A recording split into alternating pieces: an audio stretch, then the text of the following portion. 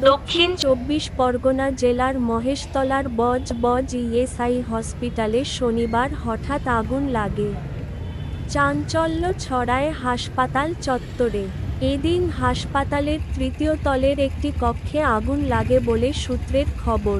মুহূর্তের মধ্যে কালো ধোঁয়ায় ঢেকে যায় হাসপাতাল চত্বর। আতঙ্ক ছড়ায় রোগী ও পরিজনদের মধ্যে। তড়িঘড়ি খবর পেয়ে ঘটনাস্থলে এসে পৌঁছায় দমকলের একটি ইঞ্জিন ও মহেশতলা থানার পুলিশ। দমকল কর্মীদের সহায়তায় প্রায় ৮ ঘণ্টার চেষ্টায় আগুন নিয়ন্ত্রণে আসে।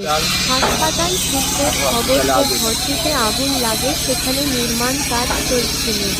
ওয়েলিং মেশিনের ফুলকি থেকে আগুনের সূত্রপাত হয়েছে বলে প্রাথমিক অনুমান। তবে এই ঘটনায় কোন হতাহতের খবর নেই।